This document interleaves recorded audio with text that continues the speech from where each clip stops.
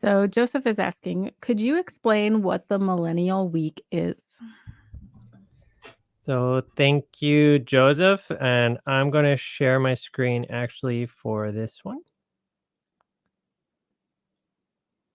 Heads up.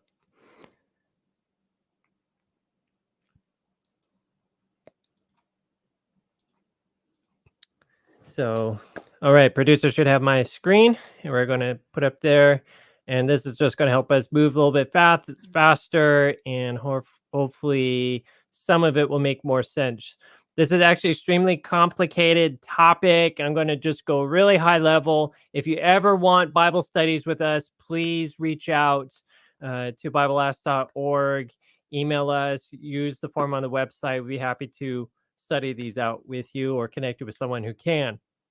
So let's talk about where the millennial week comes from. The concept comes out of Daniel 8 and 9, especially Daniel 8. And for quick context, it is where Daniel's getting this vision. And it's important that the word for vision is hazon. Hazon.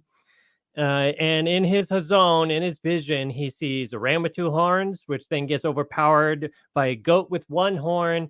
And that one horn becomes four horns.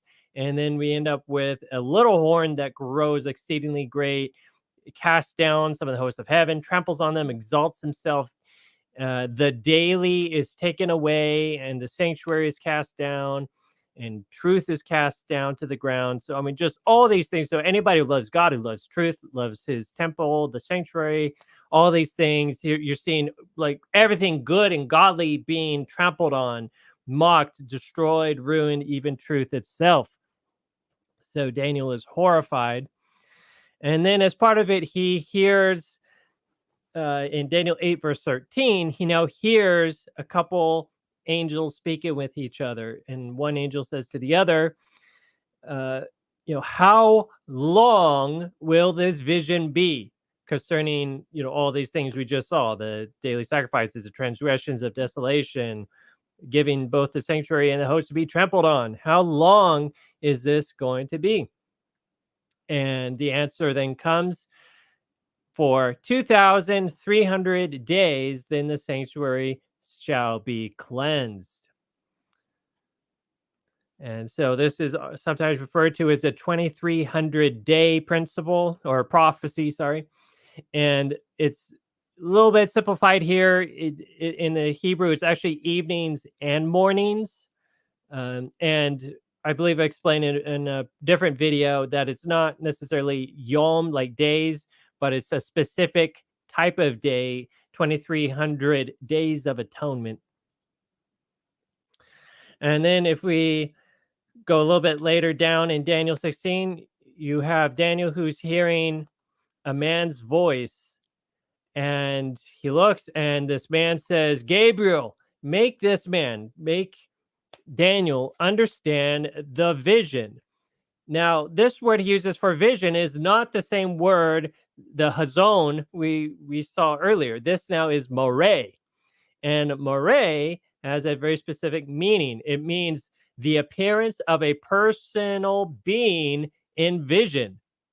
Now, if you remember, if we back up just a little bit, we saw two angels speaking to each other about the 2,300 days. So this is referring directly back to that part of this prophecy.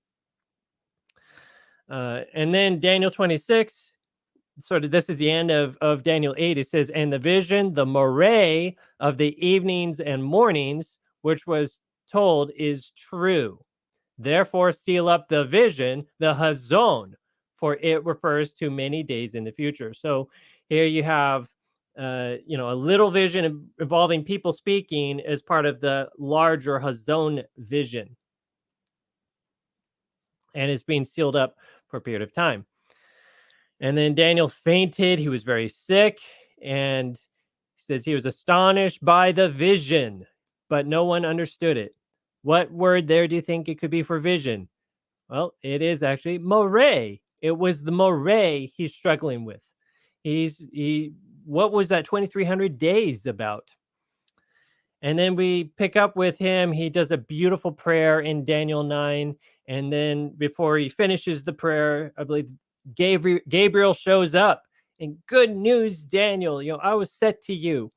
And he says this: at the beginning of your supplications, the command went out, and I have come to tell you, for you are greatly beloved.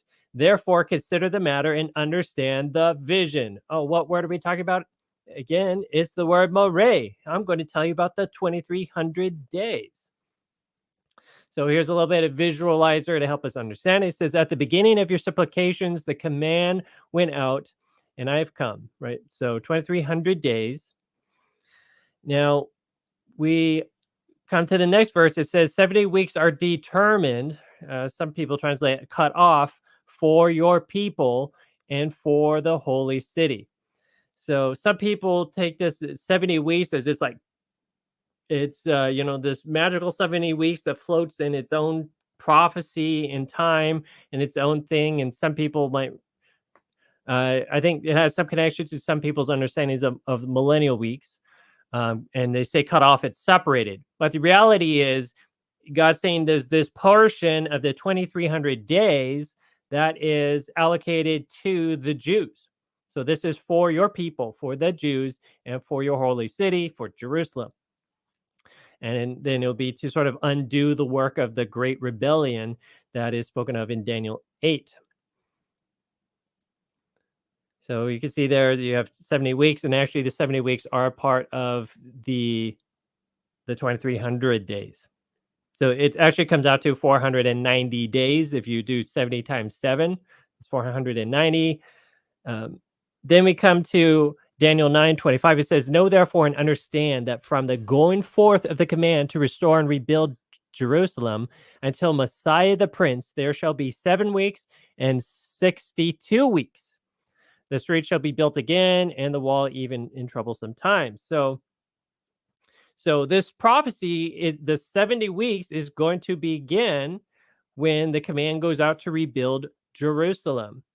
And that's, I believe I didn't put down the date, but I believe that was 557 BC. And so you have the 7 weeks and 62 weeks. That actually is 69 weeks. And that's going to leave us 1 week. So command's going to start to rebuild Jerusalem. We're going to have 69 weeks go by. And I think we've explained it several times before. We're not believers that this is literal days. We believe we're talking about each day is talking about a year. And I said evenings and mornings. I believe that was referring to the days of atonement. So after so many days of atonement, we're going to end up with things happening. So what's going to happen at the end of this 1 week left? So we said the millennium week. Some people I believe this week now we're talking about is from the millennium. They're saying, some people believe. And especially this verse is going to be Daniel 9:26, that a lot of people have some debate. By the way, I'm going to be reading from my own translation because the wording is really tricky. There's so much debate about how to even translate and understand these texts. So I'm giving what I believe is the least confusing interpretation, most accurate interpretation of it. So it reads, and after the 62 weeks, the Messiah. So we know there's 2 chunks. There was the first 7 weeks, and then there's the 62 weeks. So now it's saying after the 62 weeks, the Messiah will be killed, appearing to have accomplished nothing. Does that sound familiar? Does it sound like what happened to Jesus, right? He died, and people thought it's the end. How tragic. All he was for is gone. And where does that happen? That happens that's going to happen after the 62 weeks. So it's going to happen in this period of time and continue after that, like the destruction of the sanctuary, the destruction of the temple, which happened in 70 AD. And there's going to be wars that continue even till the end of the time, or through to the end, which we still see wars going on to this day, right? So he will confirm the covenant with many for 1 week. For 1 week, right? We're talking about there is this 1 week that was left after the 69 weeks. And in the middle of the week, he will suffer. He will cause sacrifice. Sorry, in the middle of the week, he will cause sacrifice and grain offerings to cease. What does that mean? Well, those of us who study the Bible, we know that the whole sacrificial system was representing Christ and his death on the cross. And once he paid that debt, there was no more need for um, further offerings, further, at least, sacrifices. And even the grain offering was representing Christ's death. So, and things related to that. So, in the middle of the week, so three, if a week if each day is a year, a week would be 7 years. What's in the middle of a week? That would be 3.5 years. And guess what? Jesus's ministry on earth was exactly 3.5 years. And so he was baptized. His ministry began with his baptism. And if we go back one slide, it talked about Messiah will come. Well, when did Jesus become Messiah? Messiah means anointed. When was he anointed? He was anointed by the Holy Spirit at his baptism. And he then died on the cross 3.5 years later. So it all fits perfectly. Uh, and I'm just touching on a high level to really show that when we apply all this, we actually can get to the date when Jesus was uh, baptized, and that was 27 AD. He was then crucified, I would say, in 31 AD. And so we end up with a perfect timeline that even matches to when the command would have gone out for the Israelites to rebuild Jerusalem. And there's no need for this interpretation that somehow in here is a millennial week and it's referring to a time that hasn't happened. Like, all this is historical. Yes, there's references to ongoing things will happen during the 2300 days, right? Because there's still, even after Jesus left, you subtract 490 from 2300 and you got a lot of days left there still. And then this would end at around 1844, the Day of Atonement of that year. Now, I have one more proof, and I do believe there is a sort of this concept of a millennium in a week going on. And I'll skip by this, but there is a very fascinating principle that the millennium, in a sense, is one day in an entire week. What we call the millennium, we're referring to what's called the 1,000-year period in Revelation 20. And it talks about, for 1,000 years, these people reign with Christ. At the same time, it talks about how Satan is bound and the wicked are dead for 1,000 years. And if we look at all world history, there's many people who have done the math and calculated that the Earth is right now almost 6,000 years old. And it breaks up into little chunks where you sort of have the roughly the antediluvian age from around 390 70 to 2970 BC, and that will go even up past. Sorry, there's a couple generations, and then you have the flood somewhere in there around. We don't know. We don't have the exact date, but I got it marked there on the slide. And then we have next sort of the Israelite Jewish era. Then start perfectly on a fixed date, right? But we have Abraham, and then he goes down to uh, he goes down, and then we have the Jewish exile actually happening around 538 BC. Sorry, that's the end of the Jewish exile, and that's around the same time Israel's being uh, released, or they're at least able to go back, rebuild Jerusalem, and the clock starts on the 490-day prophecy we have talked about. And then we have, interestingly, then about 2,000 years of the Christian era. And then at the end of that era, we will then have the millennium. And I believe, and I've done another presentation with some of these slides called, or speaking about the millennium and how that's the day of the Lord, in fact. Really interesting. And the Jews had this concept that for 6 years you grow the land and then you leave it fallow. And several verses about that. So you would have almost like this millennial or this year of rest for the land. And then we start reading prophecies like Isaiah 14:17. It talks about the whole earth is at rest. And more destruction, the world is at rest, even the sun, moon, and stars are blackened. We see this again in Jeremiah 4:26-28, for example.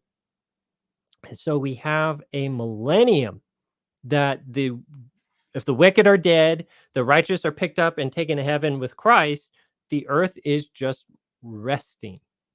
It just like Sabbath, the seventh day of the week is a time of rest. Now we have, just like the Jews had a year out of 7 to rest. Now the earth is having a millennium, 1,000 years out of 6,000 to rest. And so we look at, for example, Joel 2:1-2. It says, "For the day of the Lord is coming, a day of darkness and gloominess." Right? If the sun, moon, and stars are darkened, which we see happening in Revelation, like the sun shall not strike them. Uh, Matthew 24. I mean, you go down the list. There's so many verses talk about the sun, moon, and stars going out. And what's interesting is if we look at Genesis 1:5, we see this concept that a day begins with evening and it ends with the morning. And what that means is the evening would be, it starts with nighttime and then it begins with daytime. Just like God came to the earth, it was dark. Then he created light. And the second part of the day was the part with the light. And so we see that also with the millennium. It's going to start with darkness, the sun, moon, and stars wiped out. And then it'll become morning at the end when God will do a new creation. So, a lot more details. Happy to go into, just trying to give you a high level picture here of what really the day of the Lord is, what the millennium is like. And in fact, it does fit beautifully into this concept of there being actually a week of millenniums. And the last one, but most people call millennium, is going to be the time of rest where the wicked are dead and the righteous are reigning with Christ, as we see in Revelation 20. And one more verse to back this up, by the way, is just a couple times in the Bible where it says, uh, "For 1,000 years is like a day unto the Lord, and a day like 1,000 years." So for God, these whole 1,000 years of millennium is like one day. So really interesting. Hope this answers your question. Thank you for asking. And Tina, anything you'd like to add on this?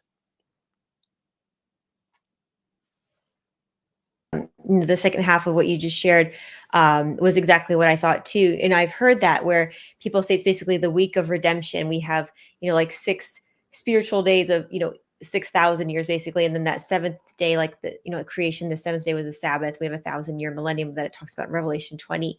And you're right. There are several places in the Bible that it talks about, basically 1,000 years are like a day. Like it says in Psalms chapter 90, verse 4, it says, 4,000 years are in your sight like yesterday when it is past. And then again, it says in 2 Peter 3:8, he says, but beloved, do not forget this one thing, that with the Lord, one day is as 1,000 years and 1,000 years as one day.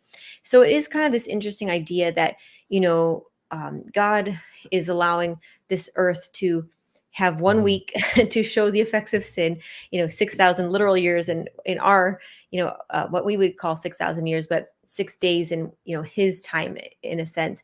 And then that seventh day, which is like, the seventh day Sabbath, is the 1,000-year millennium that you read about, like Jay's saying in Revelation chapter 20. And I think there's something to be said of it. The Bible doesn't clearly outright say that that's the plan.